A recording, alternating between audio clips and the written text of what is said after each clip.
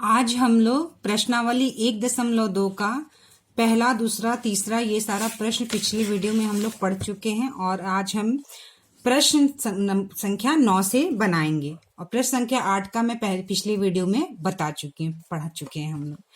तो प्रश्न है, निम्नलिखित में से कौन सत्य है और कौन असत्य है। ठीक है, हमें यह बताना है कौन सत्य। -20 का योज्य प्रतिलोम 20 है। तो हाँ, किसी भी संख्या का उसका जो विपरीत चिन्ह वाला संख्या होता है वह योज्य प्रतिलोम होता है, तो यह सही है।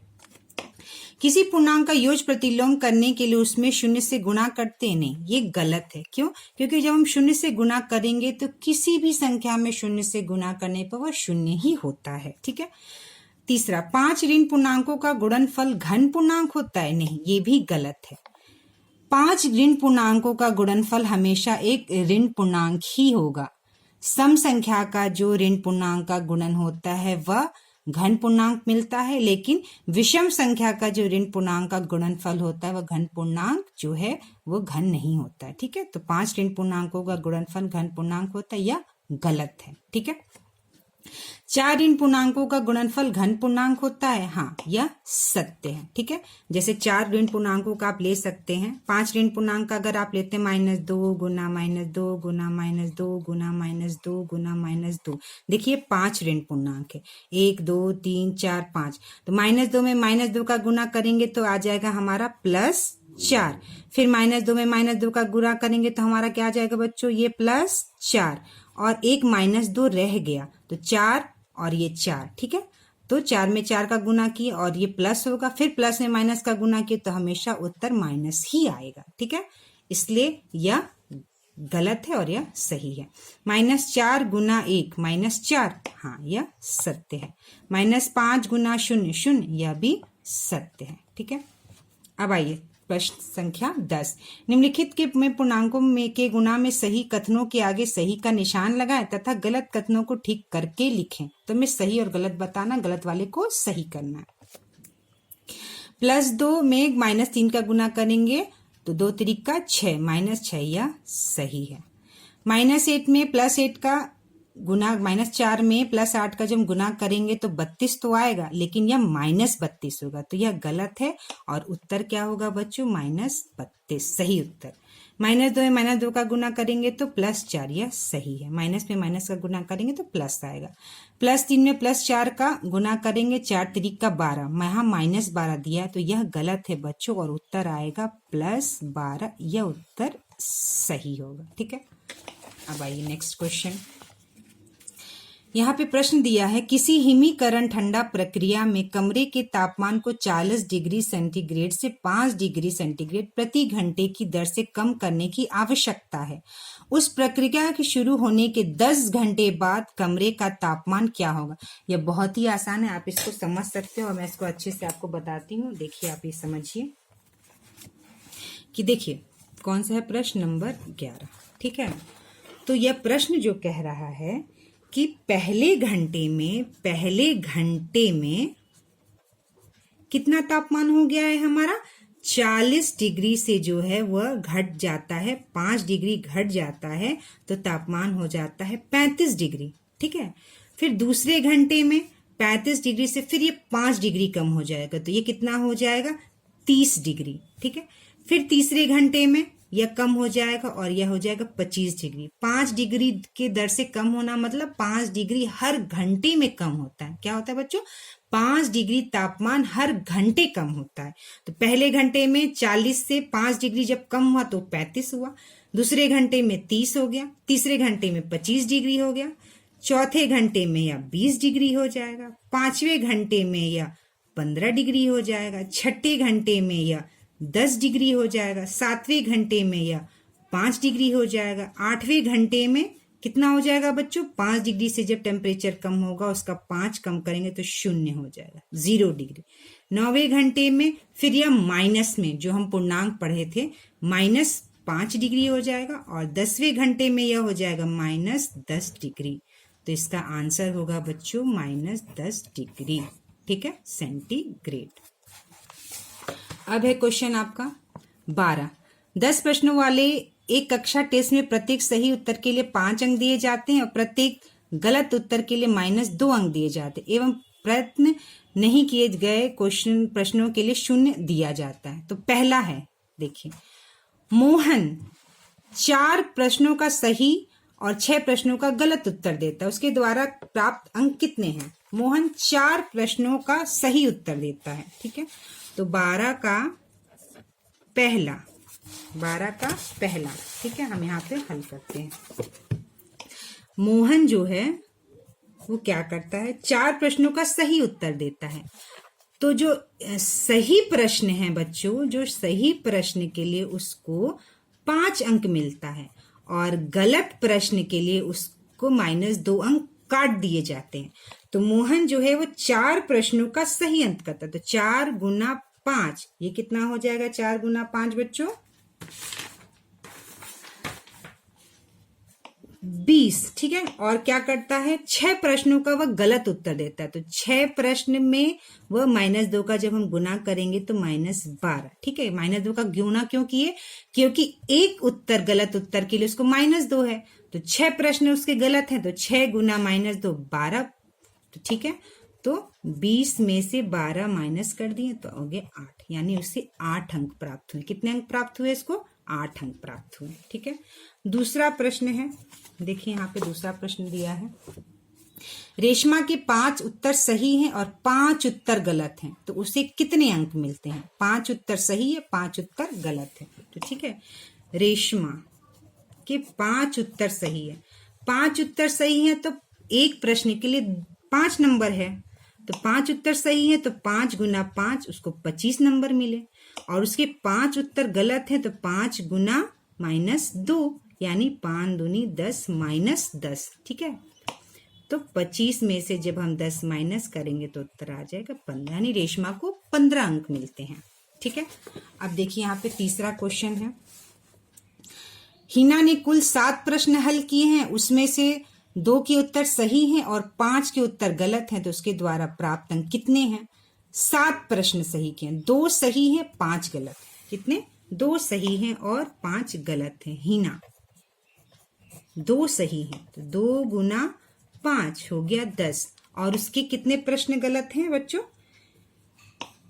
5, ठीक है। 2 सही है और 5 गलत है, तो 5 गुना -2, 5 गुना -2 हो गया -10, तो 10 में से 10 माइनस किए तो 0, और हिना को जो मिलते हैं वो 0 अंक मिलते हैं। कितने अंक मिलते हैं बच्चों? हिना को 0 अंक मिलते हैं, ठीक है। अब आइए प्रश्न नंबर 13, देखिए प्रश्न नंबर 13। एक सीमेंट कंपनी को सफेद सीमेंट बेचने पर 8 रुपए प्रति बोरी की दर से लाभ होता है और स्लेटी रंग की सीमेंट बेचने पर 5 रुपए प्रति बोरी की दर से हानि होती है।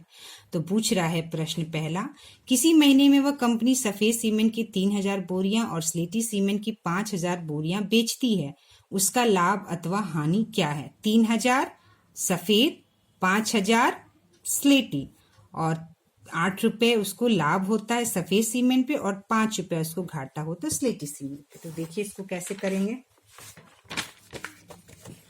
देखिए इसको कैसे हम करेंगे। 13 का ए, ठीक है। तो उसे 3000 जो है उसकी सफेद सीमेंट की बोरियां, 3000 सफेद सीमेंट की बोरी पर उसको 8 प्रति बोरी पर 8 रुपए का लाभ होता है, ठीक है। प्रति बोरी पर 8 रुपए का लाभ होता है, तो ये आप गुना करेंगे तो आ जाएगा 24,000, ठीक है। और 5,000 की उसकी सीमेंट की बोरियां, और उसको इस पे 5 रुपए का घाटा होता है, तो घाटा को हम माइनस से दर्शाते हैं। हर बोरी पे 5 रुपए का घाटा होता है, तो 5,000 की बोरी पे उससे -5 से जब गुना कर देंगे तो यह निकल आ जाएगा हमारा 25,000, ठीक है। कितना? 25,000, ठीक है। तो लाभ है इसका 24,000 और हानि है 25,000। तो आपको 24,000 लाभ हो रहा है और 25,000 का घाटा हो रहा है, तो यानी ये आ जाएगा आपका 1,000, यानी माइनस। छोटे में से बड़े को घटाएंगे तो माइनस होगा, और ये हो जाएगा आपका हानि। क्या हो जाएगा बच्चों? ये हो जाएगा आपका हानि, ठीक है। आइए अब दूसरा 13 का बी वाला, 13 का बी वाला, ठीक है, 13 का प्रश्न बी। 13 का प्रश्न बी पढ़िए बच्चों, यहाँ पे दिया हुआ है। यदि बेची गई सफेद सीमेंट की बोरियां की संख्या 6400 है तो कंपनी की स्लेटी सीमेंट की कितनी बोरियां बेचनी चाहिए ताकि उसे ना तो लाभ हो और ना हानि हो। ठीक है, ना तो लाभ हो ना तो उसे हानि है। तो हम इस प्रश्न को करते हैं। देखिए 13 का बी, ना तो उसे लाभ हो और ना उसे हानि हो। तो 6400 बोरियां पे उसको प्रति 8 बोरी की दर से उसे लाभ होता है, लेकिन उसको हानि जो होती है वो मान लीजिए हम बोरियों की सीमेंट जो है वह एक्स है, एक्स, और उसमें उसको घाटा कितना होता है -5 का, और इन दोनों को जो है उसको बेचने पर और हानि पर उसे कोई फायदा नहीं होता। तो इस तरह से इसका समीकरण बनेगा। ठीक है, 6400 उसकी सफेद बोरियां हैं जिसपे उसको 8 रुपए प्रति बोरी पर लाभ हो रहा है, और उसको यहाँ पे यह प्रश्न पूछ रहा है बच्चों कि उसे कितनी सीमेंट बोरियां जो है वो सीमेंट की बेचनी चाहिए, स्लेटी सीमेंट की, कि उसे जो है ना तो लाभ हो ना तो हानि हो। ठीक है, ना तो लाभ हो और ना हानि हो। तो यहाँ पे अब इसको हम ऐसे कर सकते हैं, x गुना -5 -5x, और ये बराबर का चिन्ह, और ये जब हम उधर ले जाएंगे तो ये माइनस हो जाएगा, -6400 गुना 8। ठीक है, तो x बराबर -6400 गुना 8 डिवाइडेड बाई 5। ठीक है, और जब हम इसका उत्तर -5, तो ये माइनस और ये माइनस कट गया। जब हम इसको हल करेंगे, इसका गुना करेंगे इसमें, तो 5000 इस तरह से 51200 बराबर 5। ठीक है, और इसका उत्तर आ जाएगा 10,240 स्लेटी सीमेंट की बोरी। ठीक है, सीमेंट की बोरी। तो वो इतना 10,240 स्लेटी सीमेंट की बोरी अगर वो बेचता है, उसको इतना बेचता है और इतना सफेद बेचता है, तो ना उसे लाभ होगा ना उसे हानि होगी। अब आइए प्रश्न नंबर 14। कौन सा प्रश्न नंबर 14? तो प्रश्न नंबर 14 है बच्चों, देखिए, एक विद्युत कंपनी प्रत्येक रंगीन टीवी पर 80 रुपए का लाभ कमाता है और प्रत्येक रेफ्रिजरेटर पर 60 रुपए का हानि होता है। बच्चों प्रश्नों को आप जो है वह स्क्रीनशॉट लेकर आप रख सकते हैं। ठीक है, प्रश्नों को आप जो है स्क्रीनशॉट लेकर रख सकते हैं, फिर मैं जैसे समझाऊंगी तो आप उसको कर सकते हैं। तो बोल रहा है कंपनी 5000 रंगीन टीवी और 4000 रेफ्रिजरेटर एक महीना में बेचती है, तो कंपनी को कितना लाभ या हानि होता है। ठीक है, तो आइए इस प्रश्न को करते हैं। 14 का पहला प्रश्न, 14 का पहला वाला। ठीक है, उसे कितना लाभ होता है और कितना हानि होता है। तो 5000, ठीक है, 5000 उसकी टीवी है, 5000 उसकी रंगीन टीवी है, और 4000 जो है उसका रेफ्रिजरेटर है। ठीक है, 4000 रेफ्रिजरेटर है, और उसे टीवी पर 80 रुपए का लाभ होता है और रेफ्रिजरेटर पर उसे 80 रुपए की हानि होती है। ठीक है, रेफ्रिजरेटर पर 80 रुपए। तो 5000 रंगीन टीवी पे जब 80 का गुना करेंगे तो बच्चों ये आ जाएगा उत्तर, ठीक है, करीब 40,000। ठीक है, और रेफ्रिजरेटर 4000 है, उसमें जब हम गुना करेंगे -60 का, -60 रुपए का, हर एक रेफ्रिजरेटर -60 का घाटा होता है। तो 4000 रेफ्रिजरेटर पर घाटा निकालने के -60 से गुना कर देंगे। ठीक है, -60 से जब उसको गुना करेंगे तो यह उत्तर आ जाएगा आपका 2 लाख करीब 40,000। ठीक है, 2,40,000। ठीक है, 2,40,000। तो अब हम घाटे में से उसका हानि को निकाल देंगे। ठीक है, घाटे में से उसको निकालेंगे तो ये 4 लाख होगा। ठीक है, तो 4 लाख में से जब हम 2,40,000 निकालते हैं तो यह बच जाएगा 1 लाख करीब 60,000 उसको लाभ होगा। क्या होगा बच्चों? उसको लाभ होगा। 5000 रंगीन टीवी है, एक रंगीन टीवी पे 80 रुपए का लाभ, तो 5000 रंगीन टीवी पे उसे 4 लाख का लाभ होगा। इकाई, दहाई, सैकड़ा, हजार, 10,000, लाख। ठीक है। उसी तरह से 4,000 रेफ्रिजरेटर पे, एक रेफ्रिजरेटर पे -60 रुपए का घाटा है, तो 4,000 रेफ्रिजरेटर से -60 से गुना करेंगे तो 2,40,000 का उसे जो है घाटा है। ठीक है। तो 4 लाख में से हम 2,40,000 घटा देंगे तो हमें इतना मिलेगा। उससे घाटा इतना हुआ, लाभ इतना हुआ, इतना में से इसको निकाल देंगे तो हमें 1,60,000 का उसको लाभ होगा। ये है ए का। और 14 का बी। ठीक है। 14 का बी देखिए बच्चों। 14 का बी है, कंपनी द्वारा 4,000 रेफ्रिजरेटर बेचने पर कंपनी कितना रंगीन टीवी बेचे कि उससे ना लाभ हो और ना हानि हो। 4,000 रेफ्रिजरेटर बेचने पर कंपनी कितना रंगीन टीवी, वो बोला कितना रंगीन टीवी ये बेचे कि ना तो उससे लाभ हो और ना तो उससे हानि हो। तो देखिए इस प्रश्न को कैसे करेंगे। 4,000 गुना -60, ये रेफ्रिजरेटर है जो -60 रुपए का उसको घाटा हो रहा है, प्लस x गुना 80 बराबर 0। x जो है वह रंगीन टीवी है, हमें जो निकालना है कि उसे कितना घाटा, कितना रंगीन टीवी वो बेचे कि ना तो उसे घाटा हो ना तो उसे नुकसान हो। जब उसे ना तो घाटा हो ना तो नुकसान हो, इसलिए हमें 0 यहाँ रखेंगे। ठीक है। तो अब इसको हल करते हैं। 80x बराबर, ये हम उधर ले जाएंगे, -4,000 गुना 60। ठीक है।